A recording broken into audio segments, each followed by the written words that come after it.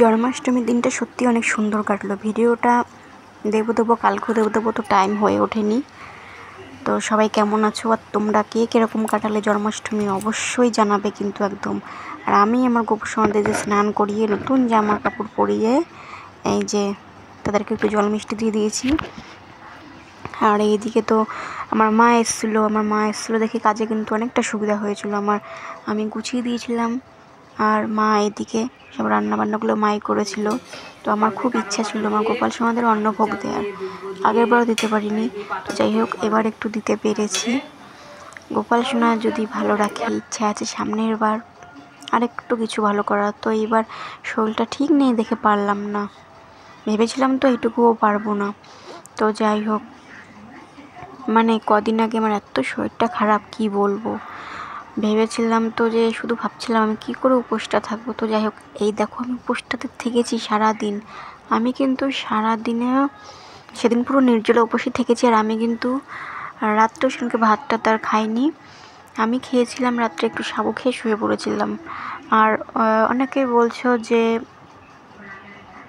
হচ্ছে গোপালকে জন্মাষ্টমীর দিন অন্নভোগ দেওয়া যায় না। অন্নভোগ দেয়া যায়, কিন্তু যে জন্মাষ্টমী ব্রতটা পালন করবে সে খেতে পারবে না, ঠিক আছে। তারপরের দিন প্রসাদটা খেয়ে উপোসটা ভাঙতে হয়। তো আমিও তাই করেছি। আমি কিন্তু আমার গোপাল সোনাদের জন্মাষ্টমীর দিনে দিয়েছি অন্নভোগ।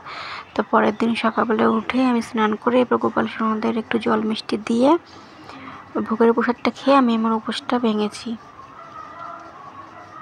তো যে যেরকম দেখো নিয়ম করে পারে এটাই। ও তো কেউ ছেলে হিসাবে, কেউ ভাই হিসাবে, যে যে রূপে থাকে পুজো করে, সেবা দেয়, নিয়ম তো আছে অত কিছু, অনেক কিছুই, ঠিক আছে। তো আমরা কি আর এত কিছু পারি?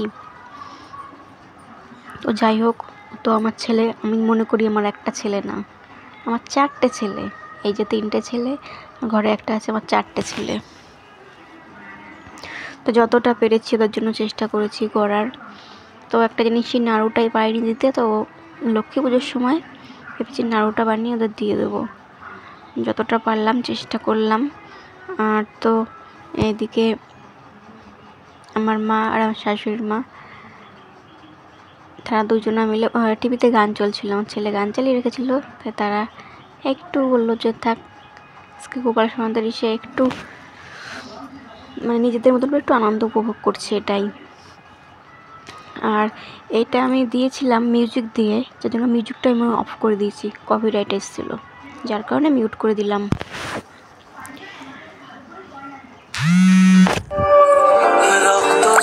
এই ফোনটা আসার টাইম পেলো না, ভিডিও এডিট করতে করতে থাকতে আবার ফোন আসলো, কি বলবো। আর এই প্রবলেমটাই হয় আমার সাথে, কেন বারবার আমি বুঝে পাই না।